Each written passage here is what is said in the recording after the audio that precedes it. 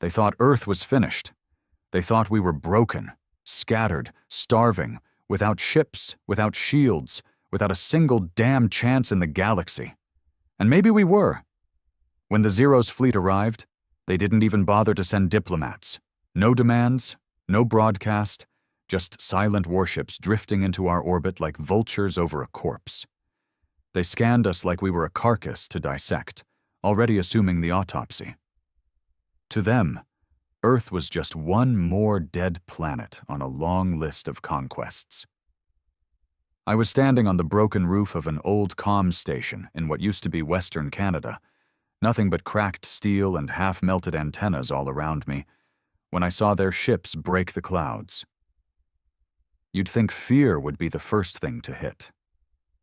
It wasn't. It was fury. The kind of fury that grows when you've watched everything you ever cared about burn. I'd seen my home city get vaporized in the first wave of their invasion 2 years ago. No warning, just fire from the sky. My brother went missing in the northern colonies. My father took a plasma shard to the spine and bled out while I held his hand. I buried them both in the ash. And still they thought Earth wouldn't fight back. They thought because we lost our fleets, our satellites, our government, that we lost our spirit. Idiots! I activated the old relay under the station. It groaned like a dying animal but still responded. We didn't have interstellar comms anymore, but we had something else. Buried deep beneath the mountains, in old bunkers, in the mines, in the shadows. We called it the Ember Protocol. It wasn't a strategy. It was vengeance with a pulse. See, when the first colonies fell, humanity didn't panic. We planned. Quietly, silently. We began building, not ships, not diplomacy, not rescue plans, weapons, and not the kind they expected. The kind you bury in the crust of the earth, that drink geothermal energy and sleep for years until someone foolish enough thinks you're defenseless. The Zeros were about to find out what that looked like. The moment their ships dipped low over the major cities, New Chicago, Eurasian vaults, and the shattered coasts of Africa, the sky lit up red. I watched in silence as the old satellites we'd abandoned burst into action, not transmitting, not fleeing, but targeting. They weren't made for communication anymore. They were made for death. 3 went down in the first 5 minutes. Not ours. Theirs. From the underground silos, coil cannons rose like monsters from the grave. Ancient tech fused with raw human madness. They weren't fast, but they didn't need to be. They hit hard.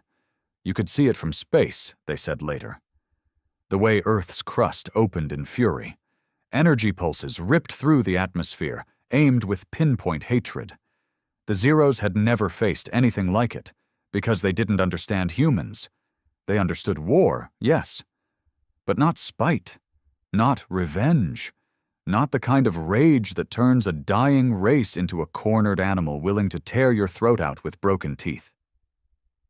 I strapped on my exo-rig, patched together from scavenged military gear and old mining armor, and descended into the valley where one of the first impact sites had been recorded. The wreckage was still burning, and the air was thick with ionized ash. But I wasn't alone. Others were already there, men and women like me, broken, scarred, armed with more hate than hope. We didn't salute. We didn't speak much. But we all knew why we were there. We'd spent 2 years looking up at the stars, watching our homes be burned from orbit, thinking it would never end. Now it had. And now that they were on the ground, now that they were bleeding, we'd make sure they never left. We moved through the wreckage like ghosts, silent, calculated, always watching the skies. The remains of the Zero's warship were still burning, a half-mile-long slab of alloy and alien tech torn open by Earth's defensive grid. The smell was thick, melted metal, ozone, scorched flesh. No one flinched. We were used to it. Beside me was Grant. Older than me, maybe 45, Ex-miner turned soldier after the fall. His face was marked by a deep plasma scar running from ear to jaw, his left eye replaced by a salvaged recon lens. He didn't talk much, but when he did, you listened. "They'll send scouts," he muttered, voice like sandpaper. "Check who's still breathing. Maybe they'll send drones first. Either way, we move fast." I nodded, scanning the tree line. We were on the edge of what used to be Jasper National Park, though you'd never know it now. The trees were blackened stumps, and the air was filled with that dry hum that always came after alien tech crashed into the planet. Something about the radiation made your teeth hurt if you stayed too long. We weren't alone out here. Other squads had picked up the signal. Ember Protocol wasn't just about orbital weapons. It was also a call to arms. Anyone who could fight, anyone who could stand, was expected to rise. The Zeros thought they'd caught us divided. That was their first mistake. The second? Assuming we still played by rules. I moved through the smoldering trench of wreckage, pulse rifle tight in my grip. The gun was ancient, held together by a prayer and duct tape, but it fired, and that was enough. The first Zeros I saw was pinned under part of the ship's hull. It was still alive, barely. Its exosuit had crumpled inward, crushing its chest cavity. Transparent blood leaked from its mouth, bubbling in panic as it saw me approach. For a second, I hesitated. It looked scared. Not in a human way, not desperation, but confusion, the kind a predator feels when it realizes it's not the apex anymore. I aimed and pulled the trigger. One shot. Clean. Grant said nothing. Just moved past me and deeper into the ruins. No one buried alien dead anymore. No one studied them. We'd done that in the beginning, when we still believed this war could be won by understanding. Now we knew better. The Zeros weren't conquerors. They were exterminators.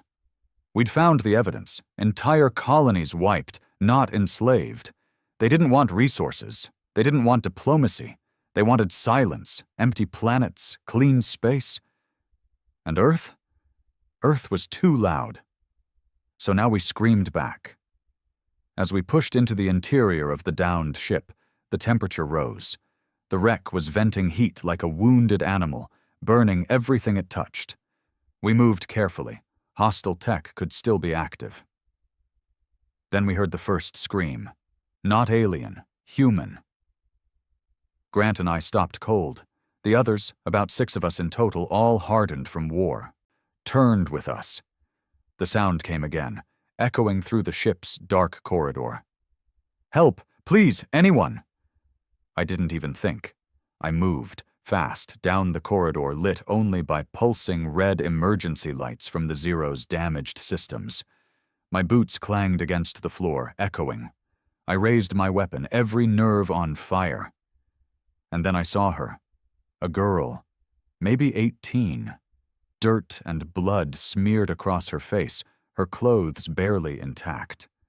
She was locked in a containment pod, the alien metal sealed around her like a coffin. Her hands pounded weakly on the clear surface. "Please," she croaked. Grant came up behind me and cursed under his breath. "How the hell?" I scanned the pod. Human tech interface, fused into Zero's wiring. This wasn't a rescue. This was a test site. "They've been experimenting on her," I said quietly. Rage building in my chest. She's not the only one either. We started opening pods. There were 12 in total, all with survivors. Some alive, some not. The ones who still breathed were in bad shape, malnourished, scarred, traumatized beyond reason. Whatever the Zeros had been doing to them, it wasn't medical. It was research, probing, stripping down what made us human. One of the men, older, skin blistered from exposure, grabbed my wrist as I tried to help him sit up. They wanted our minds," he whispered, "our pain. Said it made us unpredictable." I met Grant's eyes. We'd heard rumors of this, of the Zeros studying emotion like it was a disease. They didn't feel the way we did. No love, no grief, no vengeance, just cold efficiency. We were anomalies to them. Threats because we didn't break the same way. They were learning, trying to understand the thing they feared, and that made them dangerous, more dangerous than we'd realized. We called in evac for the survivors. Old transport skiffs retrofitted for stealth glided in under cloud cover. The pilots didn't ask questions. They just loaded the broken and the breathing, then vanished back into the mountains. But before they left, I took something from the wreck. A drive, small, black, glowing faintly. It pulsed with alien code, but it was hooked into the human containment pods. Whatever was on it, it had answers. And right now, we were starving for those. We took the drive back to base, a shattered military installation buried under 60 feet of rock. There was no front gate, no walls, just a mine shaft that looked abandoned to anyone flying over it. But inside? Inside was Hell's Forge. Humans from every region worked in brutal unison, repairing weapons, forging bombs, modifying alien tech into something useful. No leaders, no ranks, just purpose. The moment we entered, the room fell quiet. Grant handed off the drive to Mara, our top slicer. She was young, mid-20s, but a demon with code. She wore a patch over one eye and walked with a limp from a drone strike that took out half her squad. Never smiled. Barely slept. She plugged it in and stared at the screens for 20 minutes before speaking. "It's not just research," she said finally, voice cold. "They weren't just studying human behavior. They were simulating it." I frowned. "What do you mean?" "They've been trying to copy us, create algorithms that predict human resistance, behavioral maps, emotional timelines. The whole drive's full of combat scenarios, simulated rebellions, betrayals, even martyrdom loops." I felt my chest tighten. "They're building a playbook," Grant said grimly. "One based on how we feel, not how we fight." Mara nodded. "And there's something else. One of the simulations. It shows an attack. Massive fleet movement. They're coming back." "When?" "6 days." Silence hit like a hammer. 6 days. We'd barely survived the first wave. If they came again, with new tactics, with better understanding of how we think, we might not survive it. That night, I sat alone in one of the empty bunkers, staring at the stars through a cracked ceiling panel. I didn't believe in peace anymore, or hope that had died with my family. But revenge? Revenge was simple. Revenge had rules. I lit a cigarette, smuggled, stale, bitter, and let the smoke fill my lungs. They wanted to learn about us? Fine. Let them learn what it really means to push humanity into a corner. Because when we're backed against the wall, we don't beg. We bite. And I was going to make sure the Zeros remembered Earth as the one planet that didn't just fight back. We made them bleed. We didn't sleep much after the intel came in. 6 days. That's all we had to prepare for another wave. Only this time, they wouldn't make the same mistakes. They'd seen what Earth could do. The satellites, the Ember Protocol, the ground resistance, and they were coming back smarter. Mara decrypted more of the Zeros' simulations the next day, and what she showed us made my blood run cold. They'd mapped out our emotions. Literally. They had graphs and algorithms detailing when grief would turn into vengeance, when fear became courage, when hope tipped into madness. They weren't just studying our tactics anymore. They were studying our soul. And that meant one thing. They were afraid. Afraid of something they didn't understand. And fear made them dangerous, unpredictable, just like us. We gathered every able body we had. Soldiers, civilians, scavengers, smugglers, anyone with hands, a weapon, or a reason to fight.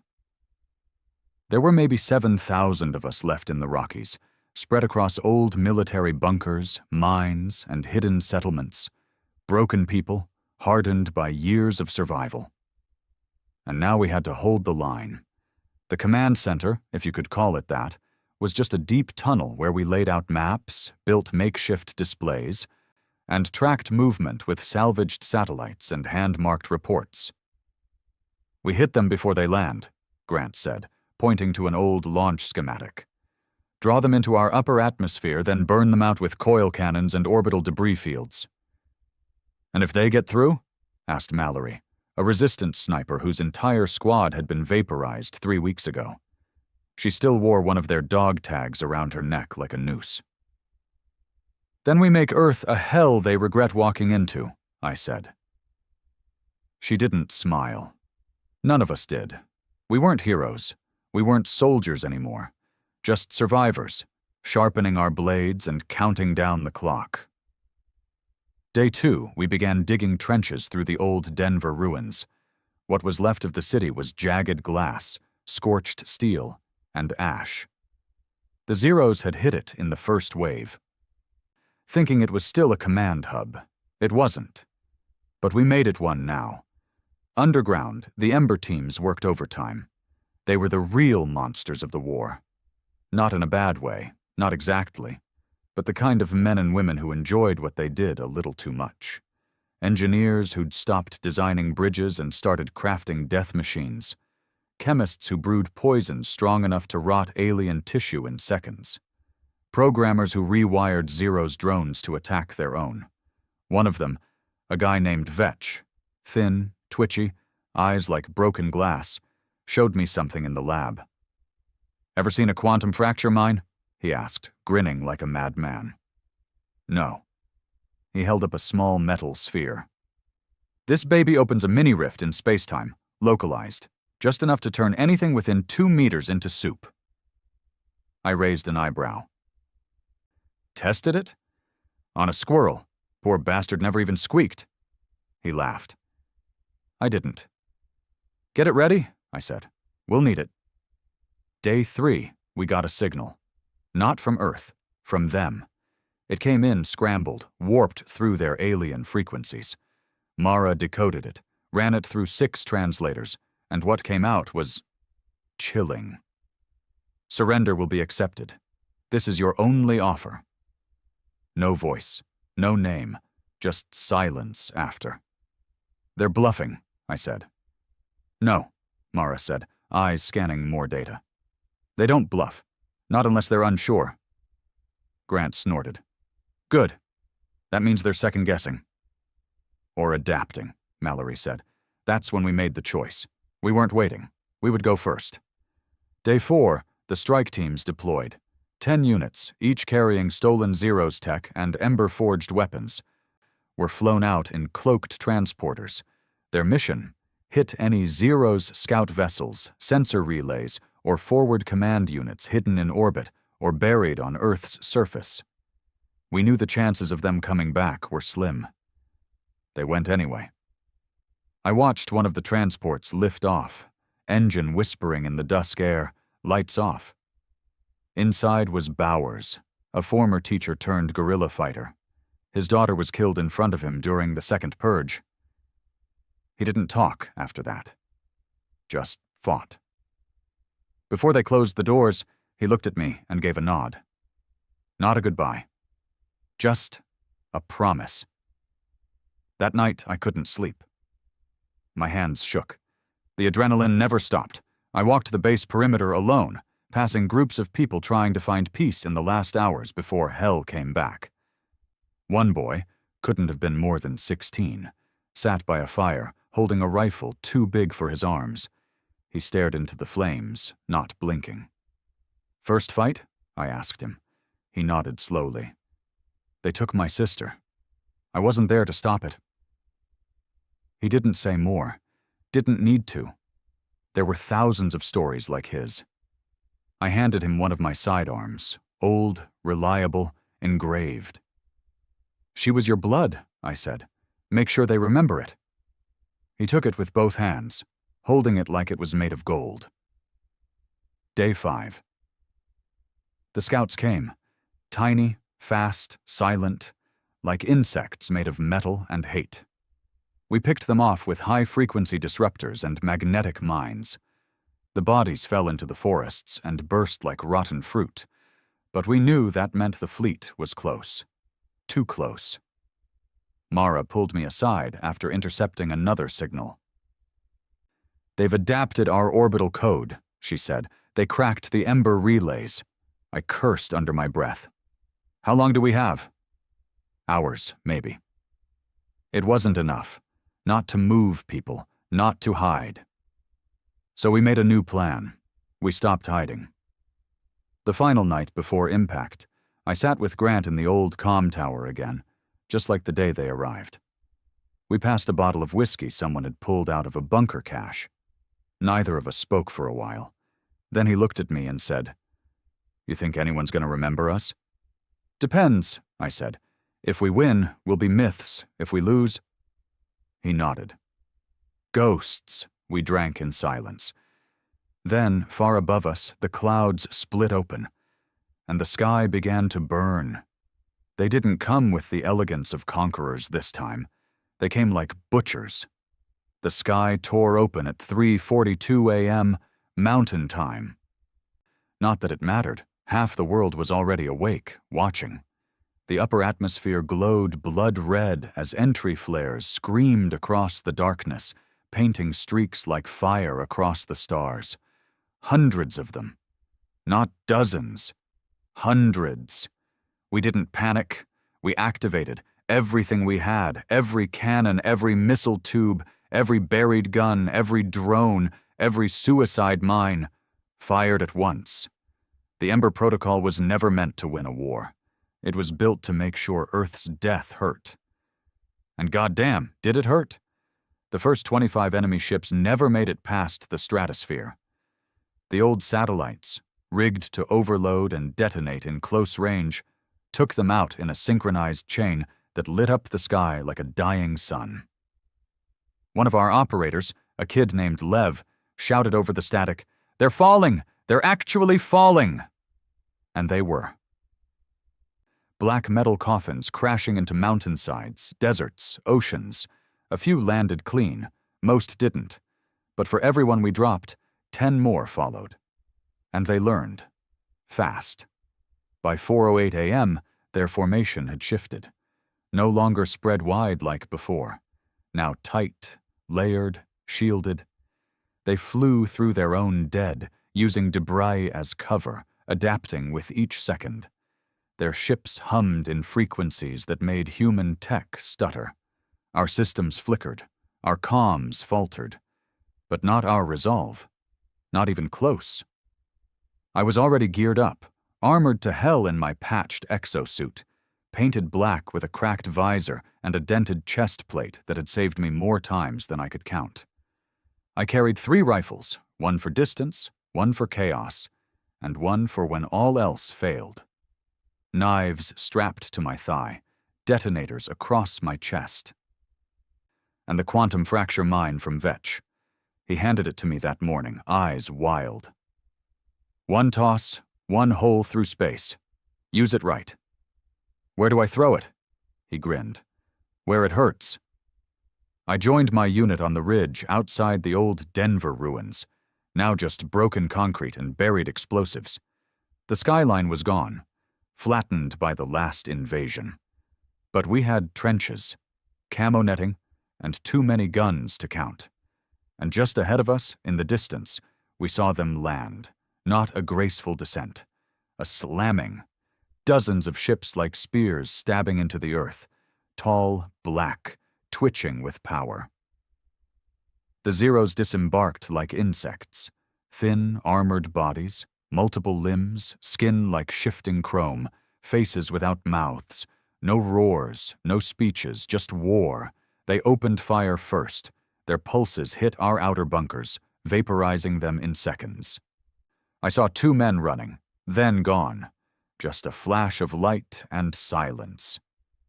We responded with old Earth brutality, mortars, sniper fire, grenades, railguns strapped to the backs of trucks and manually aimed by half-blind engineers. We'd taken apart every scrap of their tech we'd ever found and built death out of it. And now we used it.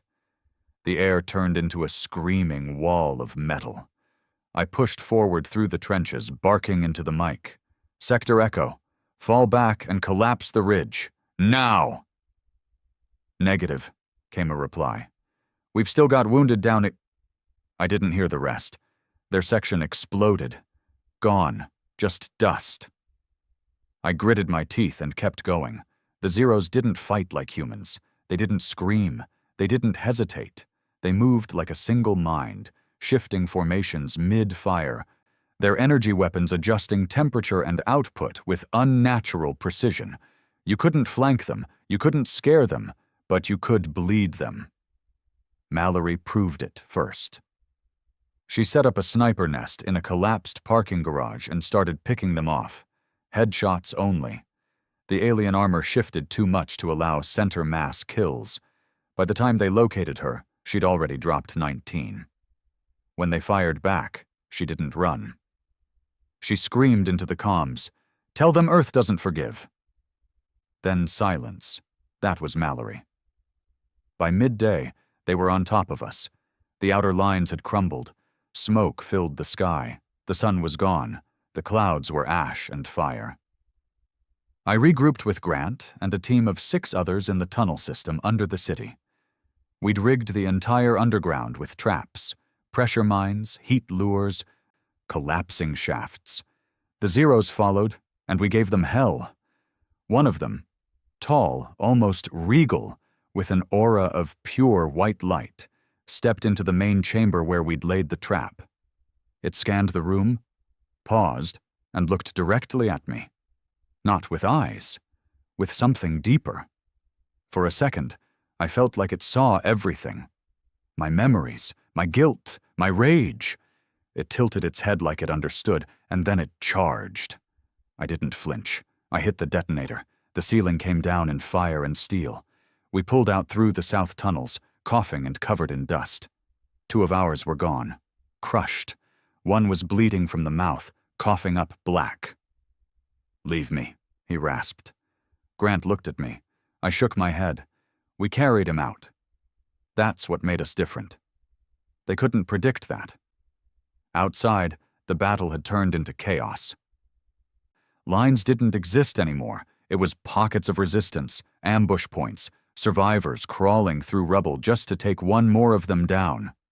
I saw a 12-year-old girl throw a thermal charge into a Zeros walker's engine port. I saw a wounded medic crawl 40 feet through broken glass just to drag a grenade under a scout drone. I saw humans do things that didn't make sense. Suicidal, desperate, reckless things, and I saw them work. Because the Zeros didn't understand that kind of rage. They never would. By nightfall, the ground was littered with wreckage, ours and theirs. But we were still standing. We pushed them back from the ridge. One of their carriers tried to lift off. I didn't let it. That's when I used the fracture mine. I got within 30 feet of it, dodging fire, climbing over corpses, lungs screaming, and I threw the damn thing right under the ship's belly. It detonated with no sound, just a pulse, then a void. Everything within a 10-meter radius ceased, not exploded, not destroyed, erased. The carrier shuddered, dropped, then collapsed in on itself. I stood there, staring, covered in blood, shaking. That was the moment I knew we had a chance.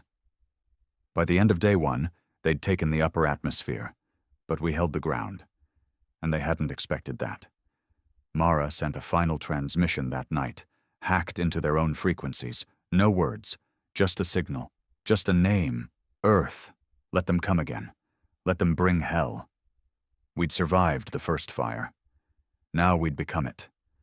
The silence after the first day was unnatural, not the calm kind, the dead kind, no gunfire, no blasts, no screams.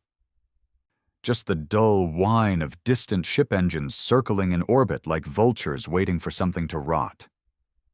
We knew it wasn't over. It was never over. But that pause, that quiet, it was worse than battle, because in silence, you think. And thinking, in war, gets men killed. We spent the morning pulling bodies from the rubble. Some were whole, most weren't. I'd gotten used to seeing what war did to people, but that didn't mean it stopped cutting. There was this kid, we called him Ty, barely 17. Smart, fast, laughed like an idiot when we played cards in the bunker. Found him with half his skull missing, still holding a live grenade in his frozen fist. Didn't even get to pull it. I buried him myself, no ceremony, just dirt over blood. That was the ritual now.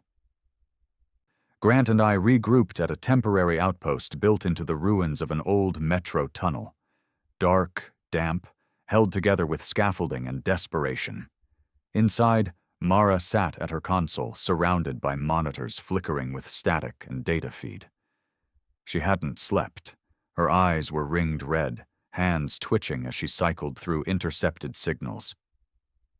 "They're not advancing," she muttered. I raised an eyebrow. "What does that mean?" "They're probing, listening, running behavioral loops, trying to figure out why we haven't broken yet." "Because we don't." Mara didn't smile. "Not what the models say." I leaned closer. "Whose models?" She hesitated, and that's when I saw it. On her screen. Not alien code. Human. "What is that?" She minimized it fast. Too fast. "Just old files." "Bullshit." Grant stepped beside me. "Talk." Mara sighed. Rubbed her face like the truth physically hurt. "It's from the early Ember days. Before the protocol went live, there was a side program, Project Threshold. It was run by the Central Command back before they got wiped." I remembered Threshold. Barely. Black site stuff. Psychological warfare. Mind mapping. Emotional conditioning. "They were studying us," I said. "Not the Zeros." Mara nodded. "Trying to predict the breaking point. How much loss, how much death, before the human mind folds in on itself." "Why the hell are you looking at that now?" "Because the Zeros hacked it," she said. "I found it in their own simulations. They're using our own psychological models against us." Grant slammed a fist into the wall. "So we gave them the playbook." "Not on purpose," Mara snapped, "but someone leaked it, years ago. Someone in Central thought we'd lose anyway, so they sold it. Maybe to save themselves?" I stepped back, heart thudding. "Who?" She didn't answer. Didn't need to. The resistance wasn't united. Not really. Sure, we fought the same enemy, but underneath, there were fractures, factions, old loyalties. Some groups were former military, others outlaws. Some fought for Earth, others for revenge. Some just liked the killing. And now that survival wasn't guaranteed, trust was unraveling fast. Whispers started circulating that night. One of our own had sabotaged the Ember array. One of our own had leaked our protocols to the Zeros during the first fall of orbit. One of our own had blood on their hands. People started looking at each other differently. I found Grant later in the storage depot, loading mags into a battered rifle. "You believe it?" I asked. He shrugged. "In war, I believe anything." "Even that we've got traitors?" He looked at me, real slow. "We always had traitors. Question is, how far have they made it into our bones?" I nodded. We were both thinking the same thing. Command. If they'd turned, this whole war was built on a lie.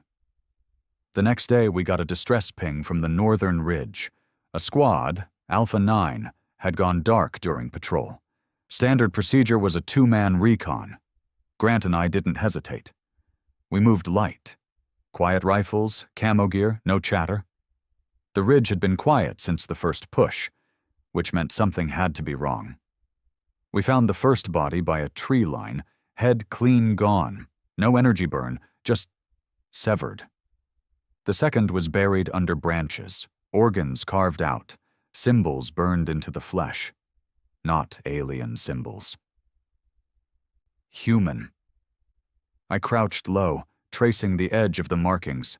Not ritualistic. Coded. Like someone was leaving a message. That's when I saw it. On the chest plate. A name scratched out with a blade. S. Vrenko.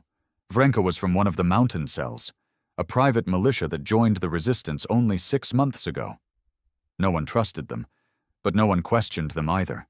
Because they brought weapons. But now... I radioed back to Mara. Pull files on Vrenko and his cell, now. Silence. Then, you're not gonna like it. Turns out, Vrenko had been part of the old Central Command Psychological Division, Project Threshold. And his team? Not soldiers, scientists, the kind who studied emotion like a virus, the kind who didn't care who bled, as long as the data flowed. And now he was leading his own unit deep in the Rockies, unsupervised, well-armed, and out of contact. That wasn't coincidence. That was intent. We returned to base by nightfall. The mood had shifted. Paranoia thick in the air. One of the bunkers had been burned out, sabotaged from the inside, supplies missing, weapons gone, and a message spray-painted on the wall. Pain is power. Power is truth. Grant spat on the floor. That's threshold doctrine. They weren't just running. They were doing something big. That's when the Zeros returned. Not with ships, with mimics, drones shaped like us. They wore our armor, our faces, moved like humans, fought like shadows. They'd scanned our fallen, cloned their gait, their shape, even their voices. The first time one appeared, we didn't realize until it stabbed its way through 3 guards and detonated inside the med bay. I found what was left. It wasn't human, but it had Ty's face. My stomach twisted. They weren't just adapting now, they were mocking us. Mara decoded the signal pulse the mimic used. It was linked to the simulations we'd found before. Threshold data. They were using our trader's knowledge to create new war forms. And that meant Vrenko wasn't just a saboteur. He was a collaborator. Command issued a kill order the same night. Vrenko's team was now a rogue faction, but we all knew what that really meant. Civil war. Even in the middle of extinction, even with alien fire falling from the sky, humanity still found a way to eat itself. Grant and I suited up. We weren't going to let Vrenko go underground. Not while he was feeding our worst enemy everything that made us human. Because that's what this war had become. Not just aliens versus Earth, not just tech versus instinct. It was humanity's soul versus the things we'd allowed ourselves to become. We found them in the mountain valley by dawn. 12 of them. Armed. Cold. Silent. Vrenko stepped out with blood on his gloves and a smile that didn't reach his eyes. "You don't get it," he said calmly. "They're not the enemy. You are. Your grief, your pain, your refusal to adapt." Grant raised his rifle. "You sold us out." "No, I evolved us." I fired. He didn't get another word out. We burned their camp, took back the stolen tech, found data cores loaded with behavioral simulations so detailed they predicted counterattacks down to the minute. If the Zeros had gotten all of it, this war would have ended in days. But we stopped it. Barely. And just in time. Because orbit sensors flared red as we returned to base. Mara's voice cracked over the comms. "They're coming again." Worse than before. This wasn't invasion. This was eradication. We didn't need satellites to see them this time. The sky caught fire. A straight-up meteor storm of enemy dropships poured down like the heavens themselves were sick of Earth's existence. It wasn't war anymore. It was punishment.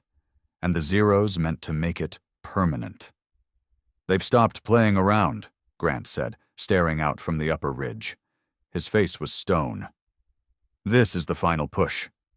I nodded. Then we stopped playing, too. No speeches, no inspiration, just the truth. Our ranks were down to half of what we had last week. Maybe less. We'd lost entire outposts, command cells turned to ash. Some of our strongest fighters had cracked, gone silent, or turned their guns on each other. We were no longer an army. We were something worse, something meaner. The survivors were all the same now. Scarred, hollow-eyed, weapons practically grafted to their hands. Kids with 100-yard stares. Old men who didn't fear death because they'd already buried everyone they loved. We didn't need hope anymore. We needed rage, and that we had in spades. I ordered the final defense to begin at the throat, a narrow pass through the mountains where we could bottleneck any ground forces trying to make it into the interior sectors. If they got through that, there'd be nothing left to hold. We rigged the pass with every trap we had. Mines, buried plasma tanks, napalm runoff, old-world ICB warheads gutted and rewired to detonate on proximity. Anything that could kill. Everything that would scar. The Ember teams called it a kill tunnel. I called it the graveyard. Because if we died here, we were taking all of them with us. The first wave hit at 3 a.m. It wasn't ships, it was drones. Thousands, fast, silent, like mechanical hornets. No lights, no sound, just the faint chick-chick-chick of wings tearing through air. They came from above, below, through the rocks. We didn't fire. Not yet. We let them come in, deep into the kill zone. And then we lit it all. The pass exploded in flame and thunder. A red wall of annihilation consumed everything inside. Drone parts rained like confetti, limbs, circuits, black liquid fire. We stood atop the ridge, weapons ready, watching them burn. But it didn't stop. Behind them came the real force. Zeros infantry. Dozens, then hundreds, towering, armored, gleaming under the fires like walking gods. They were angry now. Good. So were we. I led the counter-push myself. Boots pounding the upper pass, bullets cracking through smoke, pulse rifle shaking in my grip with every trigger pull. The others were with me. Grant, Mara, the boy from the fire pit, whose name I now knew was Ellis, and a dozen more. We tore into them. Gunfire was constant. No breaks, no breathing. I watched Ellis take a blast to the side, spin out, then get up and throw a thermal charge into a walker's face. It exploded in a flash that nearly blinded us all. He screamed something as he went down again. I didn't catch the words, didn't need to. They kept coming. Even when we buried them. Even when we dropped bunkers on top of them. Even when we detonated half the damn mountain. The Zeros were relentless. No hesitation, no fear, like a hive that refused to die even as its queen burned. At one point, a Zeros commander, taller, plated in jagged white armor, broke through the front. He cut through two of our men like paper. When he turned on me, I felt nothing. No fear, just focus. I emptied my rifle into his torso. It didn't stop him, so I lunged. We crashed into the mud, rolling over blood and stone. His blade missed my neck by inches. I drove my combat knife into the joint under his arm. Twice, then again, then again. He finally dropped, and I didn't stop stabbing until his chest stopped twitching. When I stood, I was soaked in black blood and my own. Mara was watching. She didn't say a word. They were pushing hard by sunrise. Too hard. Mara pulled me aside at the fallback point and showed me the live feed from the cracked radar dish. "They're not just sending infantry," she said. "They're preparing a planet killer."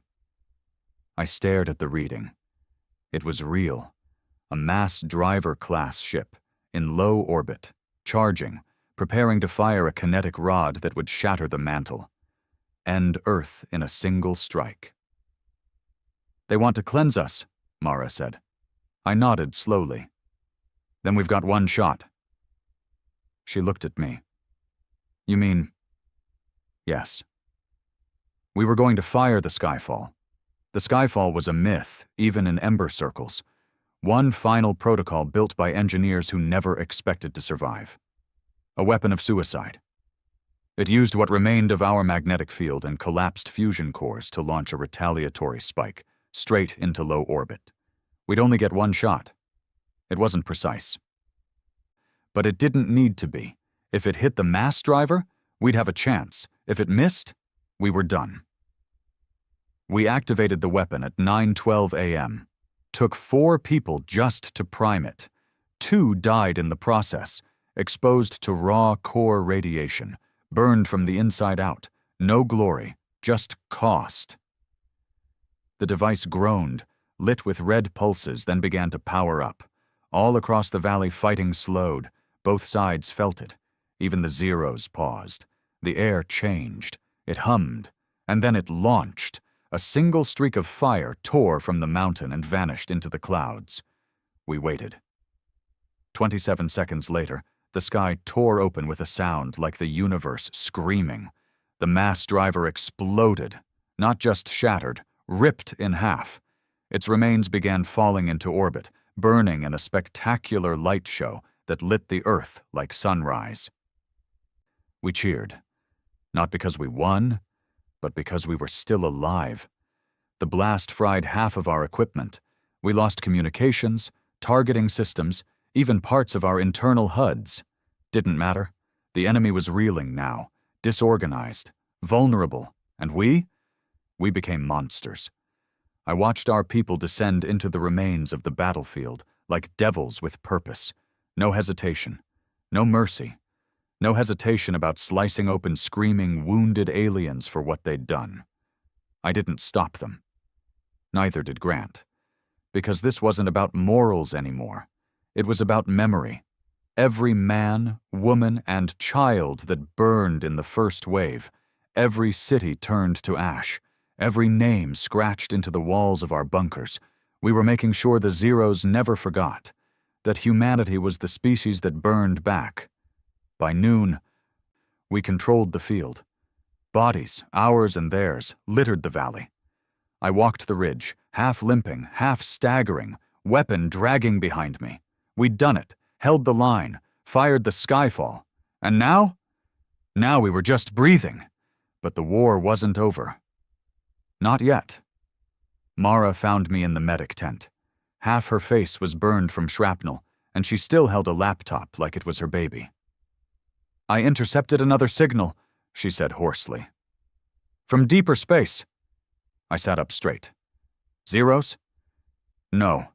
Worse." She looked me in the eyes. "It was a response beacon. From the thing that made them." Mara's voice was flat, almost numb. "A response beacon, buried in the Zero's command vessel. It activated seconds after we fired the Skyfall." I stared at her, my throat dry. "A distress call?" She nodded. "Yes, but not to reinforcements. Not to another fleet. To what then? To their architect." I felt something cold shift in my spine. "Explain." Mara handed me a data chip, scorched but intact. "The Zeros weren't born, they were designed, grown in factories, bred for warfare. They don't evolve, they're programmed." Grant leaned in. "By who?" Mara looked at him with hollow eyes. "Something we haven't met yet." She loaded the chip into the backup rig, the screen flickering to life. A mass of distorted glyphs, layered code, and deep space coordinates flooded the display. "This isn't just a call for help," she said. "It's a report. They're sending performance data, battlefield behavior logs, psychological reaction stats, everything we've done. They've been feeding it back." "Why?" I asked. She paused. "To teach something bigger, how to handle us." I wanted to scream, to flip the table. We just burned our last bullet to kill the enemy we thought was the final boss, and now we were just a test case? "Tell me this thing isn't coming," Grant said quietly. Mara didn't answer. That was answer enough. The next few hours were chaos. Every surviving command cell went into panic mode. Messages shot across what's left of the Ember net. Some argued to run, others wanted to hide underground. A few even talked about surrender, as if that word still meant anything. I said nothing. I just listened. And when they were done, I gave them the only option left. "We don't run," I said. "We don't beg." I leaned forward over the cracked table, hands shaking but voice steady. "We go meet it." There was only one way to do it. The drive core of the main Zero's ship had survived. It was mangled, twisted, but intact. If we could repower it, just once, we could hijack the coordinates from the distress call and follow it back to the origin. It was suicide. Total insanity. And exactly what we needed. Because if something was coming, we'd rather bring the fire to it than wait here like prey. We'd learned that from them. You don't wait for the predator, you hunt it. Mara assembled a skeleton crew. 6 of us. Grant, me, Mara, Ellis, barely walking but still breathing fire. Santo, a demolitions expert who used to be a bus driver before the world burned. And Aylin, a pilot from the Eurasian Alliance who hadn't said a full sentence in weeks. But he could still fly. That's all we needed. The ship was ugly. A Frankenstein of human and alien tech. Part Zeros, part Earth. Fused wiring, scratched armor. The engines groaned like demons waking up. We called it the Spear, not for glory, but because it was meant to go one way and never come back. We launched at 6:32 p.m. The blast shook the valley. Survivors watched from the cliffs, some praying, some just staring. They didn't cheer. There was nothing left to cheer for. Just hope that maybe, just maybe, we'd be the fire at the end of someone else's world this time. Space was cold. Not the kind you feel on skin, the kind that settles in your bones when you realize you are entirely alone. The stars stretched out like scars. The moon drifted behind us. Earth became a small, flickering light. Beautiful. Fragile. I sat in the cockpit, strapped in, heart pounding like a war drum. Grant broke the silence. "If we die out here, at least we die moving." I nodded. Better than dying scared. Mara didn't speak. She just stared at the screen, watching the coordinates crawl closer. 2 days into the flight, we hit the void. Not space, not a nebula, not a system. A void. A place beyond light, where our instruments stopped reading anything. No mass, no temperature, no sound, just a black curtain stretched across the universe. Santo whispered, "This ain't right. This ain't natural." He was right. It was a constructed black zone, a cloaked pocket in space. We were entering a domain not meant to be seen, and something inside knew we were coming. The moment we crossed the veil, alarms flared.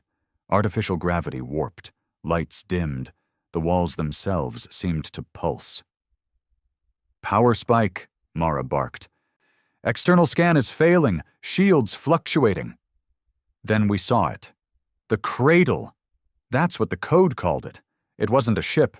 It wasn't a planet. It was a construct the size of a moon, shaped like a broken ribcage. Black stone, white light veins, dozens of spires pointed inward around a central core that pulsed slowly, like a heartbeat. The place that made the Zeros, the place that built extinction. Alan brought us into a forced dock. No landing pad, no hangar, just an opening like a gaping throat that swallowed us whole. Once we touched down, systems died. We were blind. We were inside something alive. The air was breathable. That was the first horror. Whatever was in here had planned for us. Prepared. We stepped out, weapons raised, armor humming. But there was no welcome, no ambush. Just silence and a corridor lit by pulsing veins in the walls. The metal here wasn't metal. It was something in between. Part organic, part artificial, like skin stretched over circuitry. The walls moved. "Where is everyone?" Ellis whispered. Mara looked back. "We're not here to meet soldiers." "Then what?" "They're God." At the core, we found it. Not a being. Not in the traditional sense, a construct suspended in zero-G, shaped like 1,000 interlocked bodies. Human, zeros, other things we didn't recognize, all fused into a throne of flesh and machine. It turned slowly as we approached. Then, it spoke. But not in sound, in memory. Each of us heard different things. Grant heard his son crying. Mara heard the screams of the scientists she abandoned during the first fall. I heard my father, bleeding, begging, dying in my arms. It wasn't speaking to us, it was speaking through us. Weaponized memory, engineered guilt, the ultimate psychological warfare. Then the message came, projected straight into our minds. You were never meant to last. You were an error in design. Emotion is inefficient. Violence without cause is waste. You breed chaos. Containment is necessary. Grant stepped forward. Contain this. He fired. 3 rounds cracked into the thing's core. Nothing. But it noticed. And for the first time, it responded in fear. Because Grant felt it recoil. Not physically. Mentally. It didn't understand why he fired. Didn't understand that vengeance didn't need logic. That pain alone could be enough reason to destroy. We planted the bomb. Santo's last gift. A fusion warhead laced with quantum destabilizers. We didn't have a clean exit plan. Didn't want one. This was a message. We aren't your lab rats. We aren't data points. We aren't prey. We are Earth. We are human. And when we hurt, we bite back. As we fled the cradle, alarms blared for the first time. A voice we didn't recognize screamed something in a dead language. Systems flared. Lights exploded. We raced back to the spear, half of us wounded. Grant got hit in the leg. Ellis carried him. Mara was bleeding from her nose, eyes glazed from mental overload. And me? I just kept moving. Because if we looked back, we'd hesitate, and Earth didn't raise hesitators anymore. We broke atmosphere just as the core detonated. The cradle tore apart like wet paper. Veins exploded, spires cracked. A scream filled space, a frequency too high for any living thing. But we heard it in our bones. It died screaming. That was enough. Now we drift. The spear is damaged. We're low on fuel, no way to signal Earth. Maybe we die out here. But that's fine. Because somewhere out there, the message is echoing through the stars. Humanity was defenseless. Then we opened fire, and someone paid for it. We drifted in silence. Somewhere between the black stars and the dying echoes of the cradle's explosion, the spear limped through the void like a ghost ship. Power was almost gone. Hull integrity? 42%. Life support failing in sectors. Comms completely dead. If Earth was still listening, they weren't hearing a damn thing. And if they tried to reach us, they wouldn't find us. Because we were beyond known space now, past the edge, past logic. And we'd done it. We'd killed their god. I sat in the cockpit, suit cracked, hand still wrapped around the rifle like I expected another fight. But there was nothing out there. No ships, no retaliation, no fleet rising from the ashes of the cradle. Just silence. Grant lay across from me, pale. He'd taken shrapnel during the escape. One lung collapsed. His leg was gone from the knee down, but he wouldn't stop talking. Not yet. Think they'll know what we did? He asked, coughing blood onto his chest plate. Earth? I asked. He shook his head slowly. Them. The ones watching from the dark. I didn't answer, because I didn't care. Let them watch. Let them remember. Mara was gone. She never made it back to the ship. Last I saw of her, she was dragging the detonator cable through the cradle's spinal corridor, breathing in her own blood.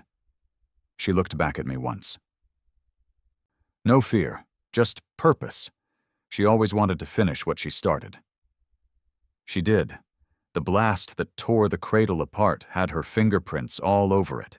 If she was dead, she took a god with her. Not a bad trade. Ellis sat by the engine core, knees pulled to his chest, staring into the dim glow of the fusion chamber. He didn't talk, didn't cry, didn't sleep. Just sat there.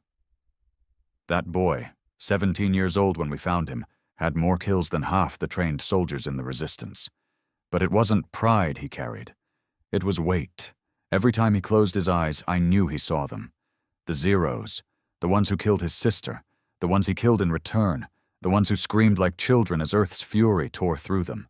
He wasn't a boy anymore. None of us were. 3 days into the drift, we lost artificial gravity. The ship creaked. Vents hissed. Temperature dropped. We huddled in the core chamber, wrapped in ration blankets, chewing on dried protein packs and talking in whispers like we were hiding from the devil himself. "We could sleep," Santos said. His voice was soft, fading. "Cryopods still work. Maybe someone finds us." Grant laughed, a wet, painful sound. "Find us, out here?" He coughed again. Blood. "If they find us, it'll be centuries from now.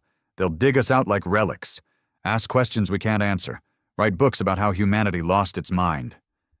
"Maybe that's better," I said. "Maybe they need to forget what we were." Santos stared at me, eyes sunken. "You think we became monsters?" I looked at him for a long time. "We had to. There's a line in war. You cross it, and you never come back. Not the one between right and wrong, the one between man and machine, the one where pain stops being something you feel and becomes something you inflict. The Zeros didn't understand rage, but we showed them. We taught it to them, through fire and blood and screaming skies. We taught them fear, and now there's nothing left to teach, only silence. By day 5, the air got thin. Oxygen scrubbers fried from the cradle's radiation pulse. Santo died first. He just stopped breathing. Didn't scream, didn't flail. Just leaned back against the core wall, looked up at the ceiling and closed his eyes, like he was finally at peace. Grant died next. Tried to give me some last speech, but his lungs wouldn't let him. All he got out was, "Tell them we were never broken." Then he was gone. Just like that. A fire gone cold. Ellis and I were the last. He found me staring out the window, watching the stars crawl. We didn't speak for a while. Then he asked, "Do you think Earth made it?" I didn't lie. "Maybe." "Do you think they'll remember us?" I turned to him. "No." He nodded slowly. "Good." We buried them in space. What was left of Grant and Santo, we wrapped in ration cloth, sealed in torn pressure suits, and released into the dark. We didn't have torches. No words. Just the sound of the ship groaning as it drifted. We didn't cry. We didn't pray. We were past that. On day 7, the distress beacon flickered online. Only once, a small green pulse. Ellis crawled to the console, coughing, fingers trembling. Is that real? I don't know. But it was something. And in war, something was everything. We boosted it with what was left of the core, burned the last of the fuel to push it out of the void and into open space. And then we waited. And waited. And waited. On day 10, I woke up to silence. Not the cold kind. Not the dying kind. The clean kind. The kind you hear inside a ship when you're not alone anymore. I opened my eyes and saw light. I don't know who found us. I don't know how they found us. But when I woke up again, I was in a bed. Real sheets, soft lights, air that didn't taste like metal, and a voice beside me, calm, steady. "You're safe now." I didn't believe her. I still don't. Earth survived. Not the same Earth we left behind, but something new, something leaner, harder, harsher. There are no cities anymore, just enclaves, scars, and legends. They say there was a team that went into the stars and made the gods bleed. They say there was a ship that brought fire to the darkness. They say Earth opened fire, and the universe still hasn't recovered. I walk the ruins now. I see kids playing in the shadow of old bunkers. They laugh like they've never heard a scream. That's good. That means we did something right. Ellis never came back. Or maybe he did.